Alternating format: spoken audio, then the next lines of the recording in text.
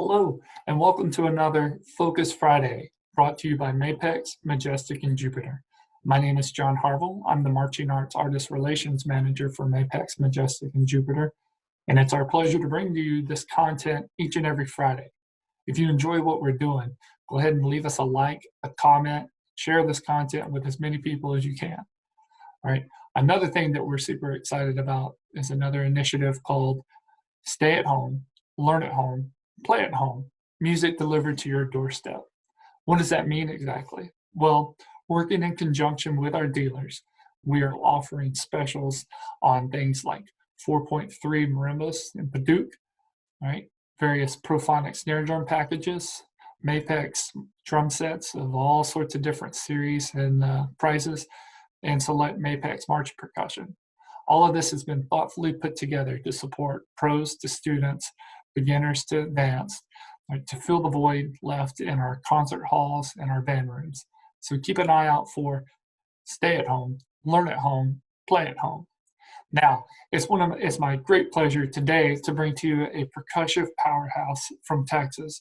There's two of the most wonderful people you will ever meet, and I'm just so excited that they're here. Doug and Patricia, thank you for stopping in. How are you guys doing? Doing awesome. Yeah. We are very fortunate right now under the circumstances to be able to continue doing what we do. So we're trying to take advantage of it. That's awesome. I'm glad that some semblance of normalcy is continuing on, and you guys are so cool. I had the privilege of meeting you guys Valentine's Day down in Texas, and I was telling everybody, it's like they just live up to the hype that Chris Hankis had said. If there's a favorite couple, don't meet you guys because you guys will take that spot from them. Oh, wow. Thank you. Well, like I said, it's great to have you guys here, and looking forward to having a lot of fun and learning a little bit more about you. How did you guys come to be involved with Mapex and Majestic, and why are you still with us? Yeah, probably 13 years ago now. It was 2007, back when there was still a factory in Austin. Everything hadn't moved to Nashville yet. And Chris Hankis at the time, I didn't know him, but we had a mutual friend, Paul Weber, who teaches in Minnesota at Irondale, and they were kind of prototyping some of the drums and checking out some of the Mapex stuff before Quantum was officially launched and working on stuff. And they got to the bass drums, and Chris asked Paul some questions, and Paul said, "No, dude, listen, I know the guy that will geek out about bass drums to an absurd length. Call this guy Doug Bush." So I was actually in a practice room. I just finished some lessons in Frisco, Texas, at one of the schools there, Wakeland, and I get this call. "Hey, I'm Chris Hankis. I'm a mutual friend of Paul Weber's, and I'm building these marching drums." He didn't mention the brand. He didn't mention anything. So I thought he was like a hobbyist. He was just like in his garage on the weekends making some stuff. And he's like, "Oh, I marched bass drum for Mass and Scouts." I was, "Oh, I marched bass drum for Mass and Scouts." And he's like, "I marched top bass." I marched top bass. And before he knew it, we had at least a 2.5-hour conversation about, the things that could go into making modernizing and updating a marching bass drum.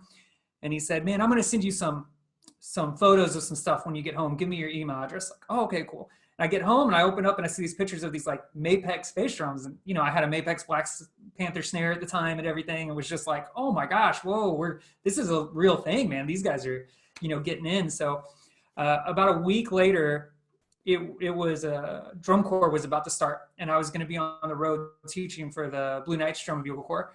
And so Chris was like, "Can I come up and crash with you guys for the weekend and bring some prototype drums and maybe like meet a couple of the drumline instructors in the Texas area?" So he drove here from Austin and brought up a couple sets of quads and some snares and stuff. And I introduced him to maybe half a dozen percussion directors in the area, and we would check the stuff out. And that was really our first time meeting him. We were doing we were guest artists on a percussion concert in Forney, Texas. So he drove in and got to kind of see us do our thing, and then we got to hang with him. And it's one of those, Chris, but it was one of those just instantaneously a friendship was formed. There were so many similarities. He loved Bjork, we loved Bjork, just so many similarities. And, from that point on, it's been a real easy thing to endorse and hype the Mapex Majestic brand, because in our experiences teaching drum corps, we've had the privilege of working with pretty much every major head manufacturer and stick manufacturer and cymbal manufacturer and instrument manufacturer. And,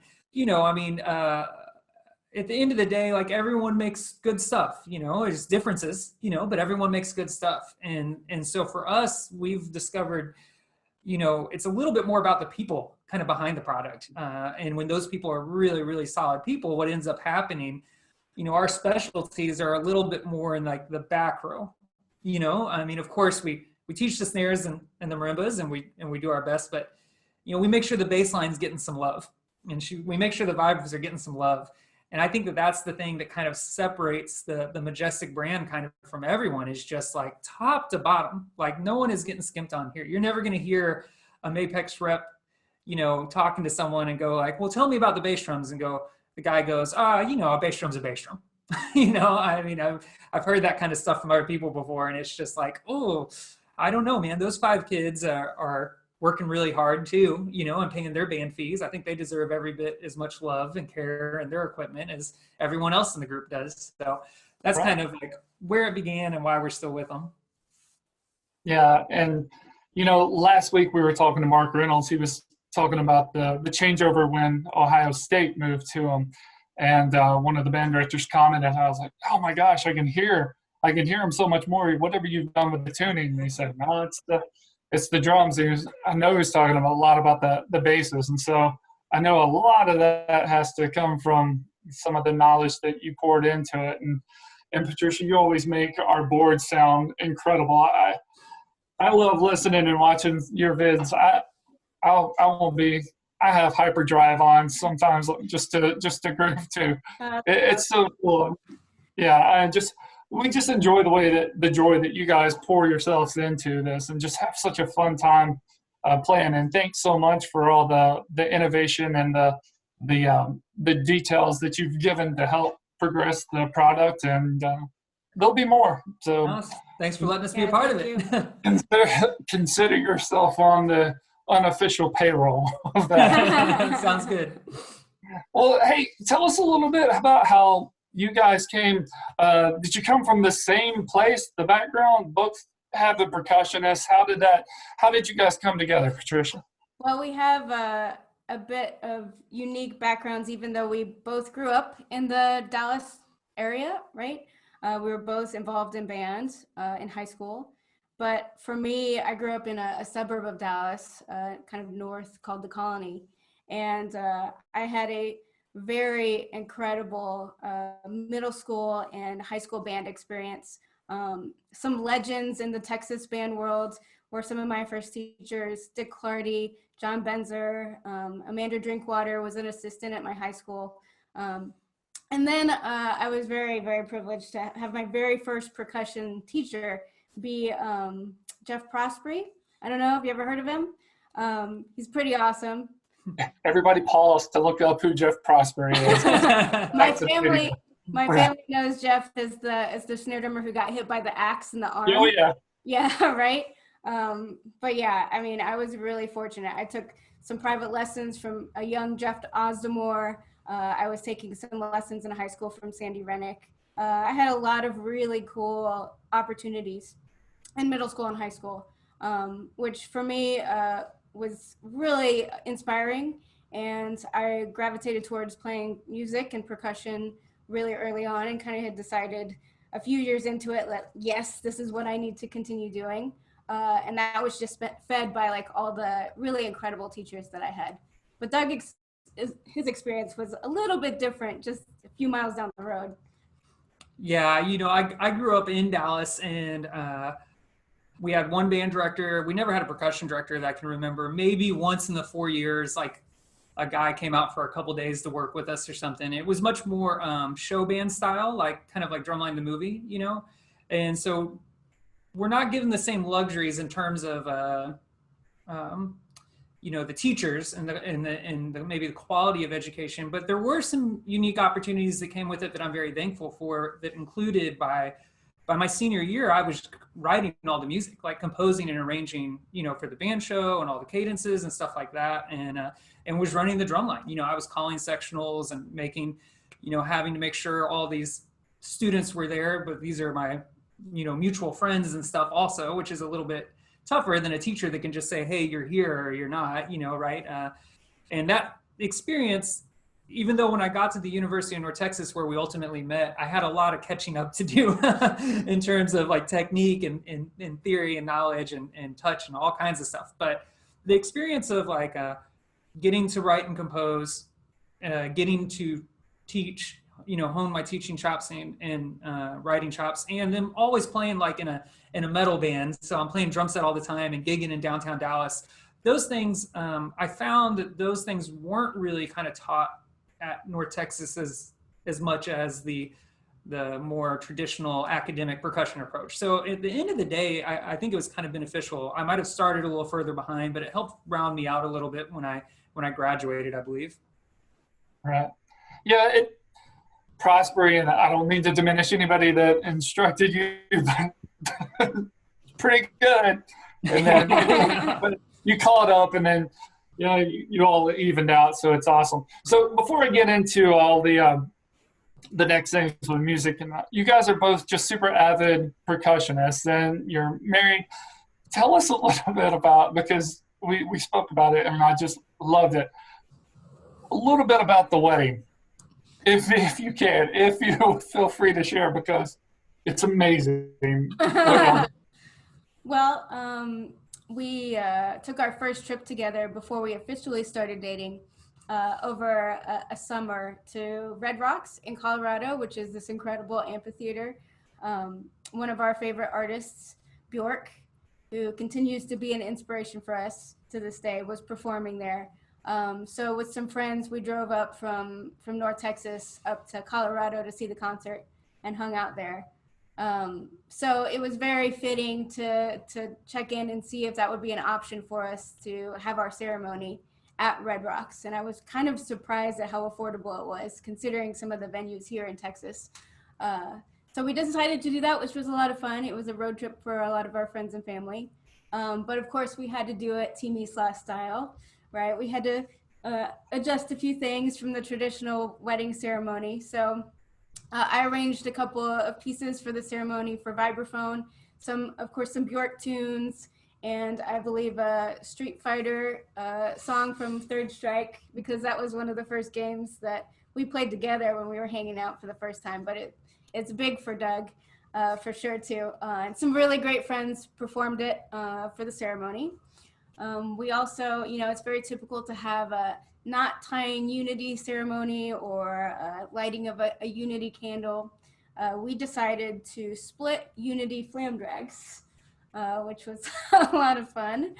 And then, you'll often see certain musicians at weddings that are pretty typical, like string quartets or, maybe a flute player or a singer. One of our really dear friends happens to be one of the best rudimental snare drummers on the planet, Pat Fitzgibbon, and we asked him to compose and perform a snare drum solo. It was an outside venue, so it was more appropriate than if we were inside somewhere, and we certainly offered our guests earplugs before they sat down. But it was really cool because he also performed it on this custom-made Mapex snare drum that KHS had done for us in our wedding colors with our wedding date on it, which we still have on display in our home today. It's really, really special. Beautiful.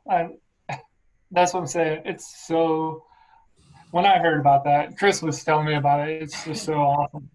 All right. So we were at Team EA just a couple short months ago, and we had me, you, John Bingaman, and Chris all got to go out to eat. And we had we must have talked for hours about the activity and the influence that comes and goes and how you guys put yourselves into it.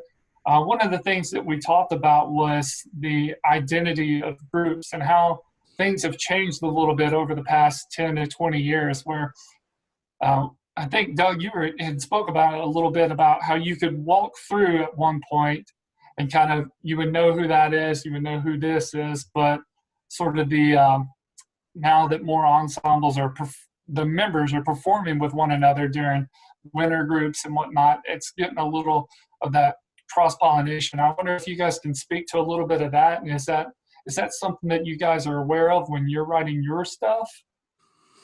Yeah, for sure. It's unique and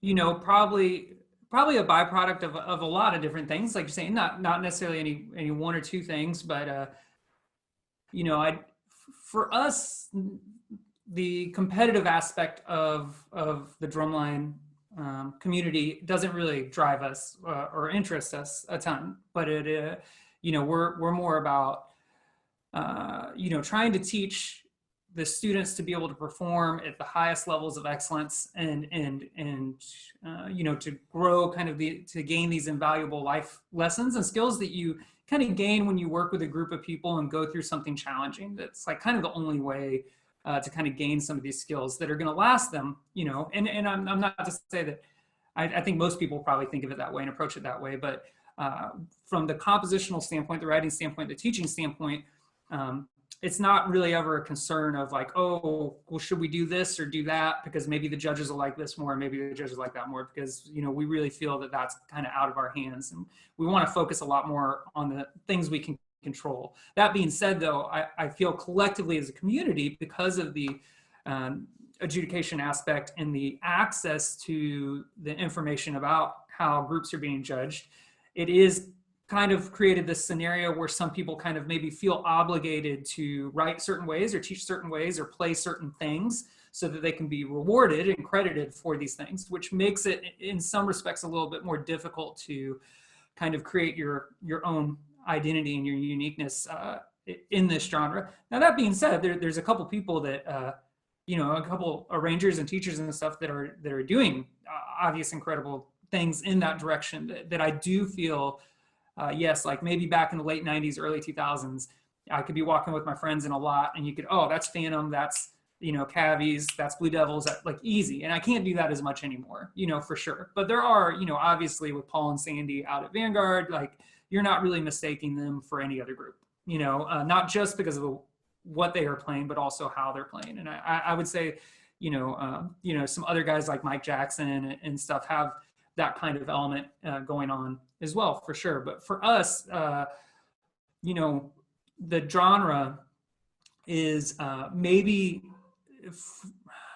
let me think of the most respectful way to say this, larger, the genre and what you're capable of achieving musically is maybe larger than we sometimes feel, because of these limitations that are sometimes self-imposed due to the adjudication and the tradition and history of kind of the rudimental background. There's sometimes a feeling of necessity to hold on to a lot of these rudimental values, you know, of accents and taps and things and literal specific rudiments, because it's kind of like that's what you do when you're in drumline, you know. And for us, it's a little, that's great, and there's a place for that for sure, and we're glad. But it's a little bit more. We're trying to be a little bit more open with kind of like the musical inspirations that we're drawing and bringing towards it. They're rarely ever actually from drumline or rudimental drumming, and then like what we are kind of getting the kids to communicate musically, because we want them to be able to go on to their percussion ensembles or all region or solo and ensemble or whatever, and carry these skills a little bit more organically than just like developing a touch that just sounds good on a marching snare. Right. It's a great explanation of it. And it's a great way to weave it through from 20 years to now to how people view it in California to Texas to the East Coast. It's awesome. You spoke about inspiration. Patricia, where do you guys draw on some of the inspiration that you guys use in your writing? Because you guys do write together. Am I right on that? Yeah, we do. Most of the time we do write together. Okay. So how's the working relationship with that guy? And dude, where does some of the inspirations come from in a couple different places? Well, like Doug said, we definitely do check in every season with the drum corps and the indoor drum lines and kind of see what innovative things that they're doing. and stylistically, but I would say a big majority of our influence in our writing for drumline or just for percussion ensemble or solos comes from a variety of other styles of music. We like to check out everything. I mean, I know a lot of people say, I listen to everything. Maybe we don't listen to everything, but we like a good variety, you know, from classical music, of course, to different styles of jazz and pop music, and heavily influenced in electronic music. Artists obviously like Bjork, but maybe some older artists like Aphex Twin and Square Pusher. I didn't really know about this genre much before Doug, but there's a lot of metal in our house and in our car. And at first it was really foreign to me, but I have learned through Doug's love and passion for the different styles of metal. Like there's a lot of richness in rhythm and in even in emotion. You listen to that music and you just initially you get this vibe from it, like, oh, that's pretty intense. But when you start to hear the melodies and start to hear some of the rhythmic patterns, it becomes a lot deeper than it seems on the surface. So for us, or for me personally, when I listen to any style of music, sometimes even my own students, I've developed the skill of not trying to focus on the technical as much, but to really pay attention to what it feels like. You know, I have to listen to a lot of middle school students play through solos, and their technique might not be the best yet, but you can definitely feel the energy and the vibe even coming from some of those guys. But I try to take, you know, what it feels into account first. And even though metal and classical music might be achieving different characteristics or through different techniques, they're kind of, in some regards, saying sometimes the same thing. So if I can figure out a way to use some of those techniques in my writing and arranging for fun ensemble, then it doesn't feel like it's so disjunct or like it doesn't go together, because both genres or all three genres are kind of saying a similar idea. It's when, you know, you have something like Kanye trying to mix it with Debussy, and Kanye made it really hip and cool, but the Debussy stuff is really intricate and very delicate. Because they're saying two different things, they don't really mash up as well. So trying to find creative ways in the music that we like to listen to incorporate that into our own writing, I think helps to give us more of a unique voice. Oh yeah, it's definitely unique. We were all, when the video came out from Capella High School, is that the ensemble you guys wrote for? Yeah. Just the motifs and the things that you guys put into that this past fall were, you know, something that we kind of maybe have heard before, but we all just like, oh my gosh, it's a fresh take on a song that we would already know. It's kind of dangerous, but you guys took it on and it made it fresh and made it yours, and it was really cool to listen to. What about the like I said, the working relationship? Who does anybody write first? You know, does the front ensemble come first? Does the battery? How do you line it all up? Yeah, you know, we're always obviously in communication with each other, and it kind of varies from project to project. Like, you know, with certain marching band shows, maybe I'm getting some sketches of battery stuff down first before I'm sending it to her. And then obviously with like we do a couple like drumline only shows, right? Or anything like that. So she's definitely kind of getting in there first and setting it up. And, you know, we know each other so well at this point. You know, she kind of knows I need to leave room for a 5-lit here. I understand, you know, or what have you. But we're pretty much in constant kind of contact, and it's a real organic, fluid thing. It's took us a number of years now, but we've definitely kind of locked down a very organized system. Like, we're very much about like making lists and making things organized and setting up Google folders and drives and spreadsheets and stuff. So it's a pretty smooth process at this point. Like, we're always kind of aware like where we are in any given piece and kind of passing it back and forth. And I mean, if something comes up, you can literally just walk in the next room and say, hey, you know, the end of that run, can we make it triplets instead of 16th notes? Because it's been a while since they played a triplet roll or whatever, and we can kind of make that work. So it's pretty organic and fluid at this point. That's awesome. Yeah, into the next room, so you guys don't even write in the same room. Just still need to maintain some space. Yeah. Oh yeah. I don't like to be interrupted when I get into the writing mode. I like to head down. It takes me a little bit to kind of get going sometimes, like an hour or so before I can like really feel like the creative juices are flowing. So if I'm in the middle of that hour and he comes in and he's like, hey, I have a question about this one measure and this other tune that I'm working on. Well, don't get in Miss Islas's way. Yeah, I think that's really helped me, I'd say in the past 4 years or so, is I read a interview with one of my favorite authors, Stan Abnett, which, you know, we draw our inspiration outside of music as well, you know, from, you know, great literature, art, you know, going to museums, what have you. But he had mentioned how the second he gets an idea of any type, he immediately writes it down. Like he has Post-it notes all over his house. He says if a kid's running by, he'll just put it on his kid's forehead. It doesn't, because he's scared that he'll lose that idea. And when I was younger, I think I was a little bit more, I don't know if I was more arrogant or cocky, but I'd get this idea in my head and oh yeah, I'll remember that.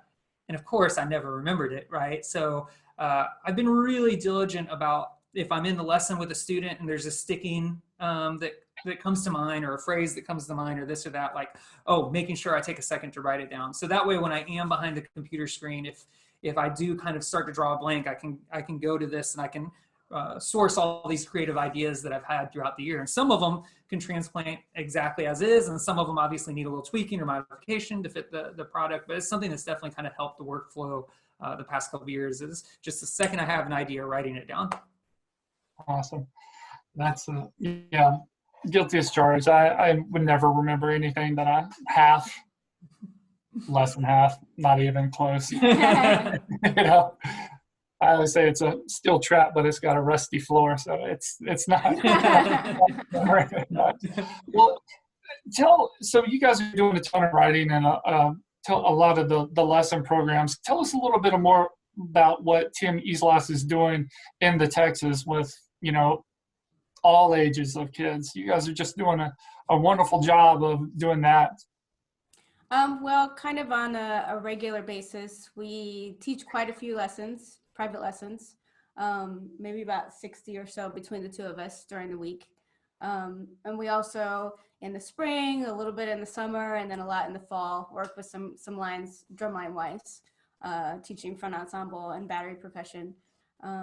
And then obviously the writing that we're doing currently right now and throughout the summer for marching bands and for drum lines. That's kind of a consistent, regular thing that we're doing.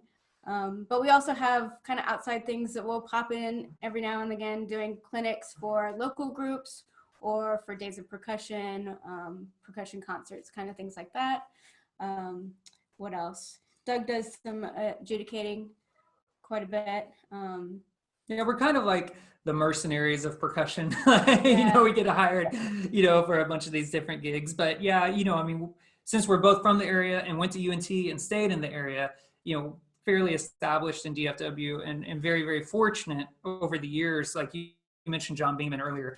I mean, just a phenomenal educator. And, you know, we've had the pleasure of working with John and working with Jeff Osmore and Jimmy LeBrecq and Zach Shear, and now at Coppell with Annie Chernow, that's being assisted by Randall Wynn. And when you get to, it's a very unique experience because a lot of these guys only kind of see in their program and their band hall, and we get an opportunity to kind of see in all these different ones.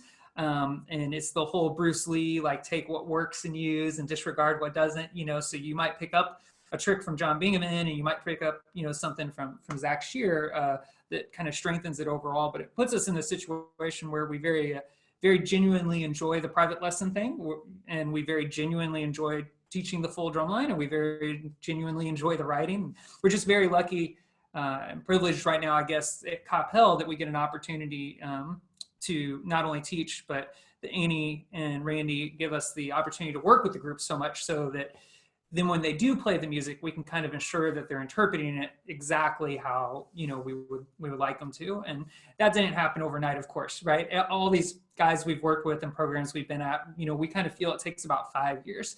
It takes about 5 really diligent, tough years, you know, to establish kind of a program that can start to sustain itself culturally at a level of excellence. But once you get there, whew, it's awesome because so many of the kids start to take care of things for you, right? You know, as those incoming freshmen come in, the upperclassmen are very quick to make them aware of what the expectation is, You know, you don't show up to lesson not prepared. You don't show up to rehearsal not knowing your music. You know, when Ms. Chernow says stand still, you stand still. and at first, when we get to the program, sometimes it's kind of hard to do. It takes a couple of years to develop.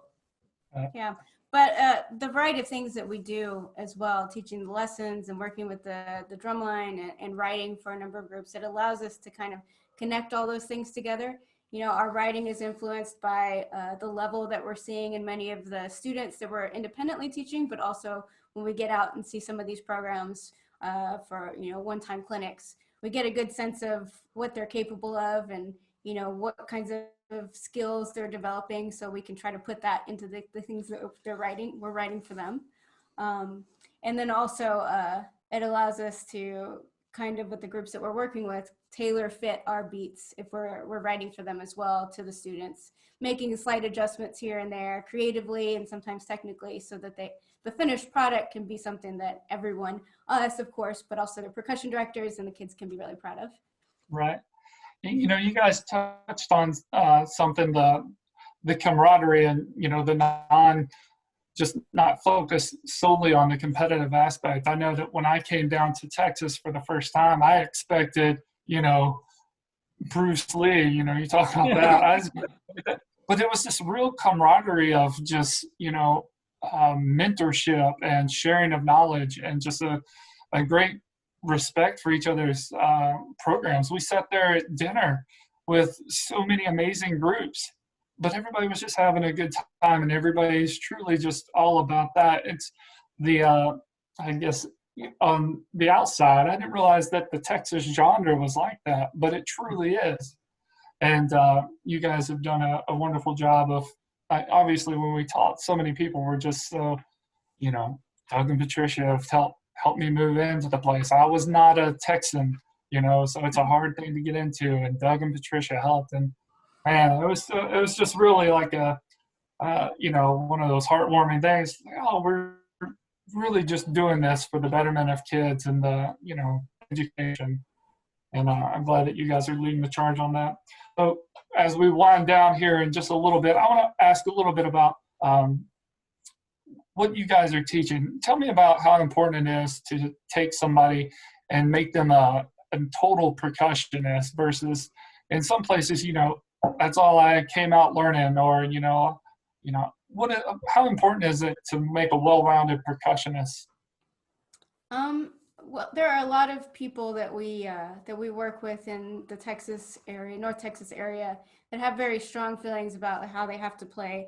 You know, they have to play snare drum, and they have to play marimba, and they have to play timpani, and they have to do all the all-state music, and it can be a lot for a high school percussionist to try and manage all that, but also do any of that to a really high level. And in the programs that we work with, the students that we have are getting a good variety of those things based on what happens throughout the year through drumline, and then through their concert season when they're playing with their bands, and then percussion ensemble. They kind of already organically have that built in.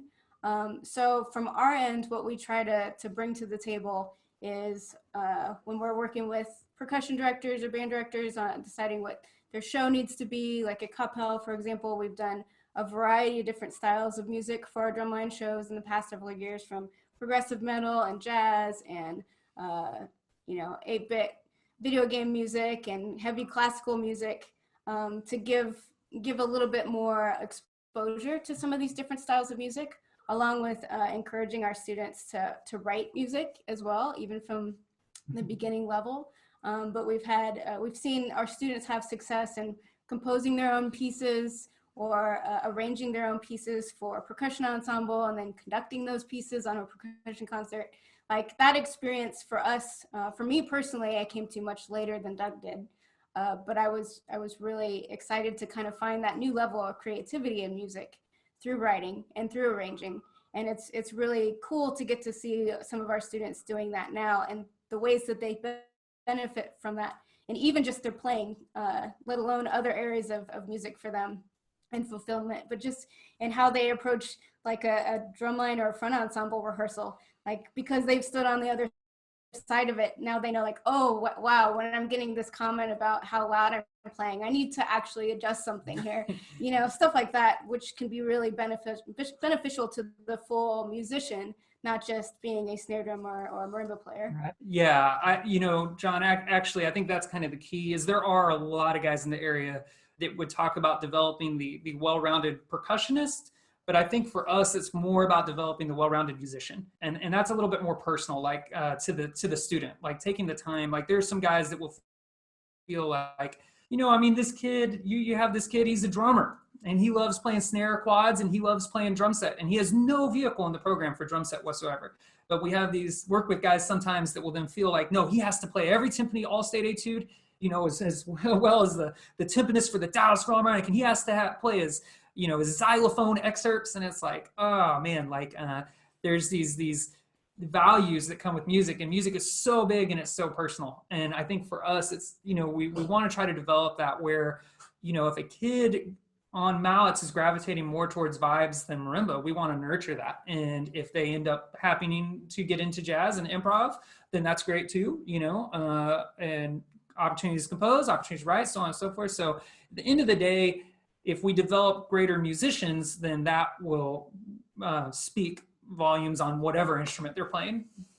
Well, Doug, if you turned out as well as you did with you running your own self in high school, man, I can't imagine just the hundreds of kids that are off to such a great start, having you guys kind of help navigate those first formative years.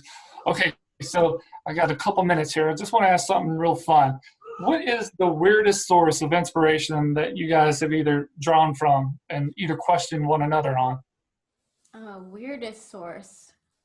Man, I don't know. We enjoy a lot of different art forms. Like, we're both big fans of stand-up comedy. There's some podcasts we listen to. Comedians come all the time, and they talk about kind of their process, and it feels very related to music. So it's a different genre, but it's something that we can kind of take inspiration from. Yeah. Dave Chappelle mentioned how musicians and comedians are just so intertwined, and I think it's because he said like every comedian wishes that they were a musician, and every musician thinks they're funny, and so yeah, I would love it if someone heard one of the bass moments and was like, oh, that sounds like Bill Burr. that would be amazing, because definitely that stuff kind of creeps in there. But funny, it's like we don't really conflict on inspiration like that. There's never been one of us comes to the other and is like, yo, check out this Norwegian black metal band, we need to put this in here, and the other one's like, oh no, we can't do that. That hasn't really ever happened. So I think it's pretty organic on that side. Yeah. Right.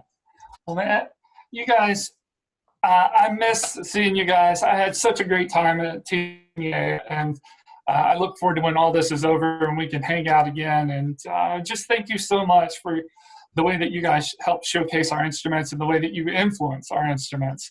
And if anybody wants to, you have room for more in Texas. What you doing now?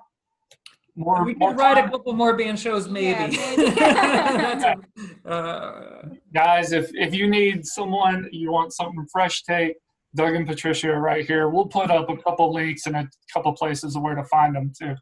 So everybody, thank you, Doug, Patricia. Thank you for joining us again. It's so much fun. I can't wait until the next time we're all hanging out again. Thanks again, John. Appreciate it. All right. And everybody, thank you for joining us for another Focus Friday. It's our pleasure to bring these to you again. Join us next week when we will talk to Mike Leitzke. He will give us some intake on the DCI realm, what it's like being a judge, right? Stay safe, take this time, go practice.